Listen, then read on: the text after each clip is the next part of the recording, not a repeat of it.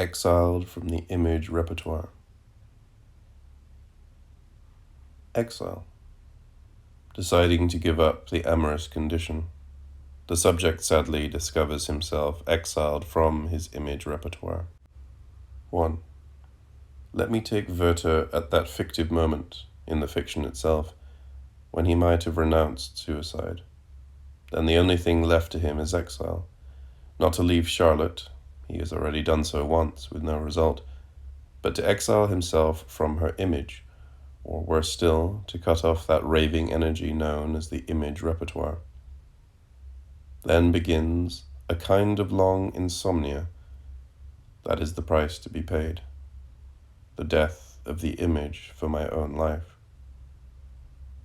Hugo. Freud. Amorous passion is a delirium, but such delirium is not alien. Everyone speaks of it. It is henceforth tamed. What is enigmatic is the loss of delirium. One returns to what? Note. Hugo. Exile is a kind of long insomnia. Pierre. Freud. Mourning incites the ego to renounce the object by declaring that this latter is dead, and by offering the ego the reward of remaining alive. 2. In real mourning, it is the test of reality which shows me that the loved object has ceased to exist. In amorous mourning, the object is neither dead nor remote. It is I who decide that its image must die, and I may go so far as to hide this death from it. As long as this strange mourning lasts, I will therefore have to undergo two contrary miseries: to suffer from the fact that the other is present, continuing in spite of himself to wound me, and to suffer from the fact that the other is dead, dead at least as I loved him. Thus I am wretched, an old habit, over a telephone call which does not come, but I must remind myself at the same time that this silence, in any case, is insignificant, since I have decided to get over any such concern. It was merely an aspect of the amorous image that it was to telephone me. Once this image is gone, the telephone, whether it rings or not, resumes its trivial existence. Isn't the most sensitive point of this mourning the fact that I must lose a language, the amorous language? No more I love yous. 3. Mourning for the image, insofar as I fail to perform it, makes me anxious, but insofar as I succeed in performing it, makes me sad. If exile from the image repertoire is the necessary road to cure, it must be admitted that such progress is a sad one.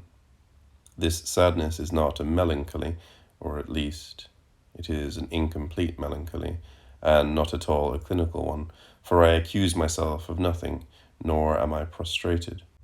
My sadness belongs to that fringe of melancholy where the loss of the loved being remains abstract, a double lack.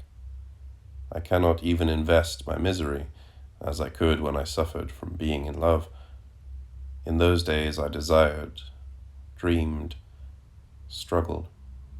The benefit lay before me, merely delayed, traversed by contretemps. Note. Freud.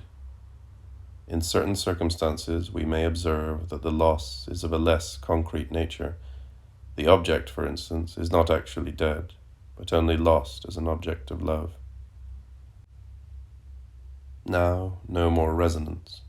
Everything is calm, and that is worse. Though justified by an economy, the image dies so that I may live. Amorous mourning always has something left over. One expression keeps recurring. What a shame. Freud. 4. A proof of love. I sacrifice my image repertoire to you, the way a head of hair used to be dedicated. Thus, perhaps, at least so it is said, I shall accede to true love. If there is some resemblance between the amorous crisis and the analytic cure, I then go into mourning for my beloved, as the patient goes into mourning for his analyst. I liquidate my transference, and apparently this is how both the cure and the crisis end up. However, as has been pointed out, this theory forgets that the analyst too must go into mourning for his patient, or else the analyst risks being interminable. In the same way, the loved being, if I sacrifice to that being an image repertoire which nonetheless importuned him, the loved being must enter into the melancholy of his own collapse. And concurrently with my own mourning, I must anticipate and assume this melancholy on the part of the other, from which I shall suffer, for I love the other still. The true act of mourning is not to suffer from the loss of the loved object. It is to discern one day, on the skin of the relationship, a certain tiny stain, appearing there as the symptom of a certain death. For the first time, I am doing harm to the one I love, involuntarily, of course, but without panic. Antoine Compagnon, L'Analyse Orpheline. 5. I try to wrest myself away from the amorous image repertoire, but the image repertoire burns underneath like an incompletely extinguished peat fire. It catches again. What was renounced reappears. Out of the hasty grave suddenly breaks a long cry. Jealousies, anxieties, possessions, discourses, appetites, signs. Once again, amorous desire was burning everywhere. It was as if I were trying to embrace one last time, hysterically, someone about to die, someone for whom I was about to die. I was performing a denial of separation. Note: Freud.